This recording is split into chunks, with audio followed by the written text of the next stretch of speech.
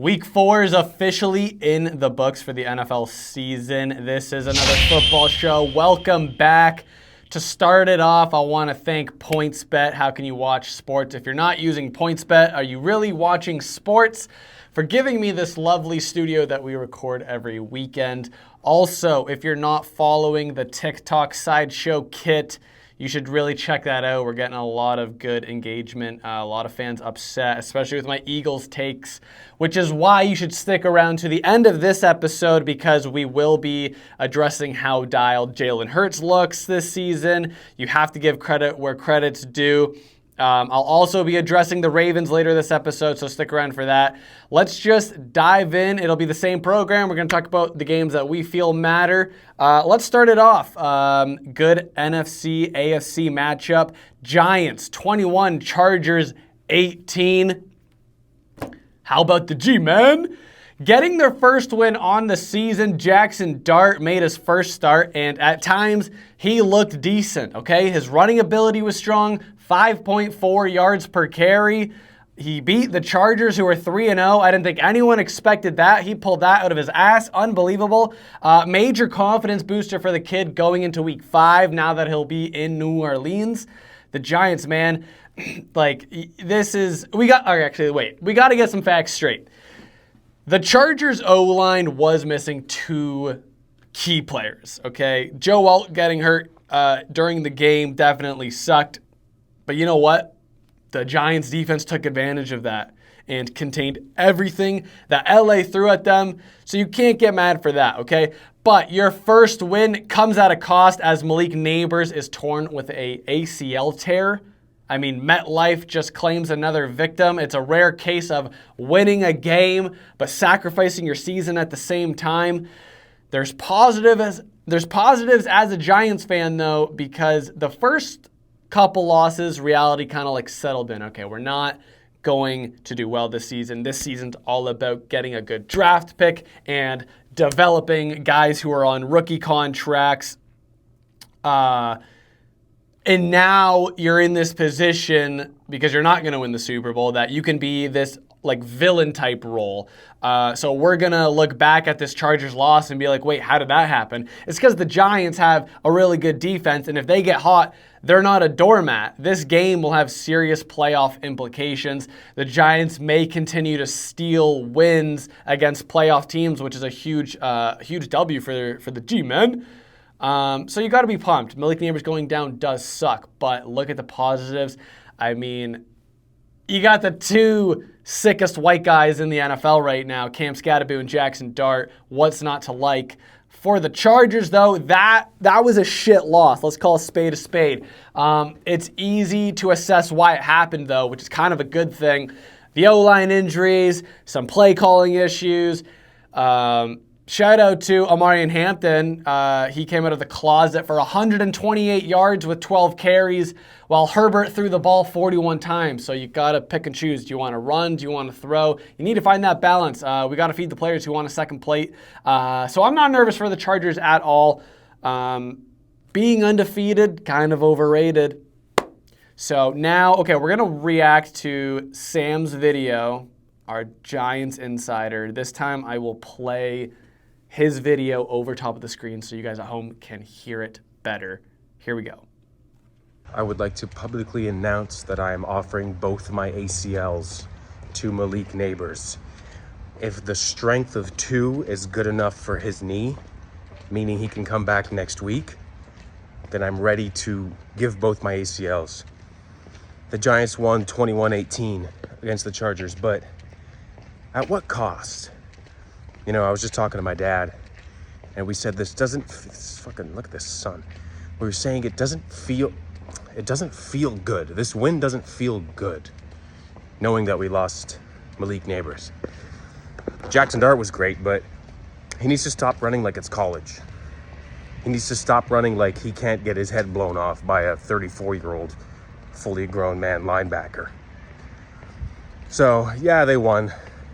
They play the Saints next week, so 2 wins in a row, likely. But it just doesn't feel as good. Yeah, I mean, I think his legs are what makes him a better quarterback than he actually is. So I think he should continue to run. You know what? Based off how the Saints played this week, I wouldn't necessarily write them off. At one moment, we were all on our couches like, wait a minute, the Saints might actually beat the fucking Bills. Turns out they got 17 in their corner, so the Bills are never going to lose. But, yeah, I mean, Sam said it perfectly, you know, at what cost for the win. If you guys don't beat the Saints, though, then it's like, whoa, let's take a look in the mirror. Now let's move down the line. Jaguars 26, 49ers 21. Another solid victory for Jacksonville. Keep it going. I'm on the front line for this team. Nobody is talking about the Jags.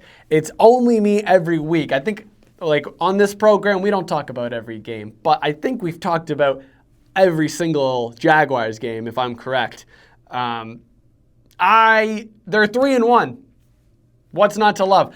I need to know what happens at the practices in Jacksonville. It's impressive how a team can be the third best rushing team in football while also being a top 4 best defense against the run in football. So, like, when these guys are practicing, who's winning? Okay, they lead the NFL in takeaways, and nobody is even close. If your name is Robert Saleh, go fuck yourself, okay? You don't ever come at Liam Cohen again. Before and after the game, Saleh made continuous comments about how Cohen legally does his job, talks about sign stealing, and even mentions McVay. So, I mean, dude, Liam, look, I'm getting tight right now. Look, Saleh, Cohen would put you on your fucking ass, dog. You were never a tough guy in New York. Steroid Saleh strikes again. Ooh, he's probably still salty that Aaron Rodgers never gave him the hug. So let's talk about the 49ers then, if Saleh's going to be a bitch about everything. So the 49ers, you're banged up everywhere with serious injuries. You're a horrible rushing team. Opponents can run through you like a doormat. This could be one of the worst 3-1 teams in NFL history, but you'll obviously benefit from having the easiest strength of schedule. You paid a boatload of money to a quarterback that has an injury history and has never dominated a single QB stat category. He won 6 games last year. 3/4 of the league has more points per play than the 49ers. Certified frauds. Do not come for Liam Cohen ever again. That's all I have to say.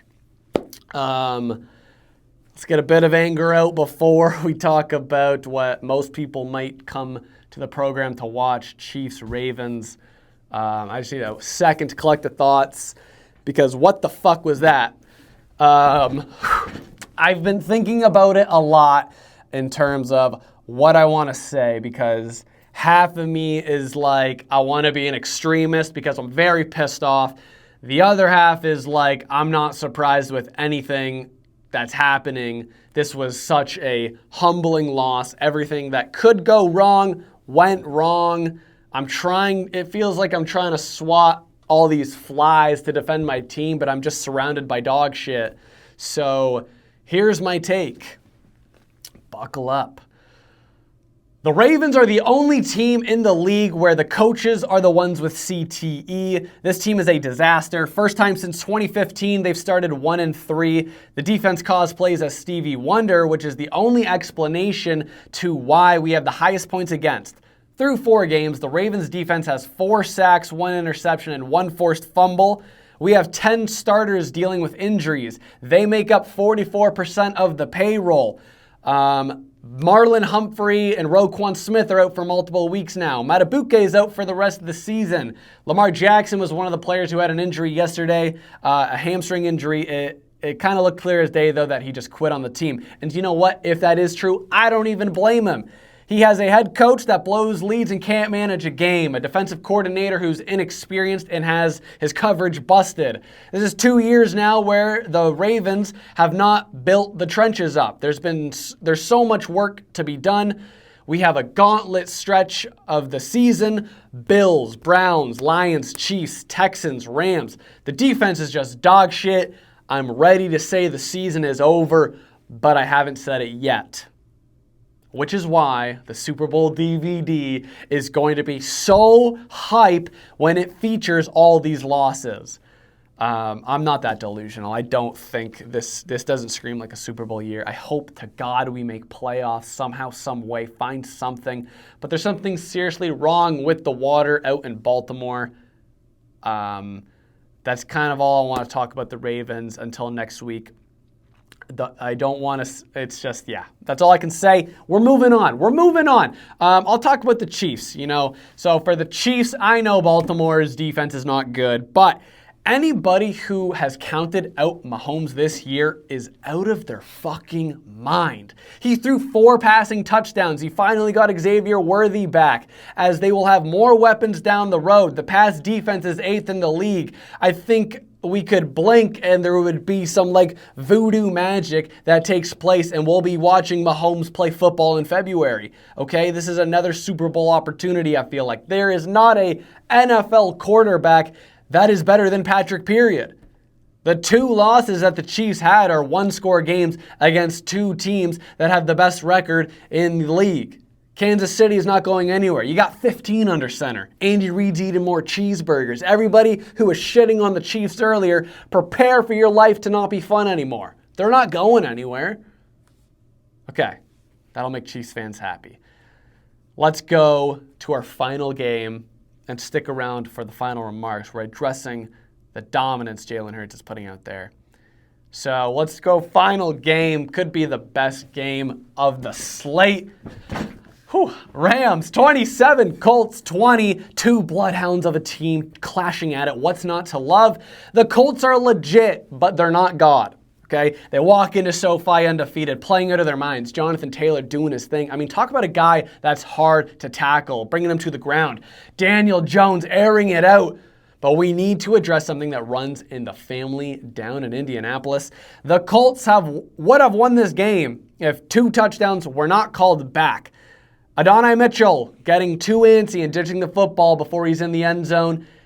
We're talking about $1 million play followed by a 10-cent finish. And to add on top, he's got the holding penalty against Jonathan Taylor's 50-yard run. Those are 2 of the worst offensive mistakes I've ever seen in my life. The Colts are legit, though. We're leaving SoFi with our head up high. We know why the score looks the way it is, okay? Just 2 mistakes, costly mistakes. But this team is super solid on both sides of the ball. But an even better team is the one that beat them, okay? The Rams are who we thought they are. They're just a tight, well-run program that can win. Puka Nacua is the best player in football right now. The team makes plays when they have to. Puka ties the record for most receptions through 4 games of the regular season. He joins an elite company that only 2 other people have tied that record. Kyren Williams, he was gashing defenders. Remember when people said Stafford had back problems going into the season? Well, this is the production he puts up with back problems. I want everybody on my fantasy players to have these back problems, as well as going back to Puka, protect Puka at all costs. He's incredible, near perfect, no weakness in his bag. I mean, talk about a guy. So those are the games we're going to talk about. We're going to go to our final remarks. 1, in a redraft, Bijan Robinson would be the first running back off the table. He is nasty. He might be the best pass-catching running back in the league as well. 2, the reason why the program's a bit short today, terrible, all-time terrible weekend for football. We go to Saturday night, Bama, Georgia. Georgia can't get the job done. Absolute terrible. Kirby Smart has never beaten Alabama in the regular season. So vibes are going shit into Sunday, and then we have the worst Ravens game I've ever watched. So I'm empty, plain and simple. Also, my PointsBet public picks, to stack on top of the shit things that are happening, we go 0 for 3 with the Vikings losing and the Chargers and Packers not being able to cover. We were 6-3 going into it. Now we're 6-6. I mean, you try to be sharp and look what happens. Ties should be banned in the NFL. And let's get to it. Let's get to what hopefully you guys are sticking around for. Jalen Hurts and the Eagles. So the Eagles remain undefeated, and honestly, I'm jealous of Jalen Hurts and his ability to not give a fuck about being a good quarterback and just coasting. He is a rare player. 1 of 1, you could say. In the second half, he went 0 for 8 on pass completions. That's the first time a team has not completed a pass in the second half in 2 years. This puts him in elite company, and he has the active longest pass attempts without an interception with 241. Wow.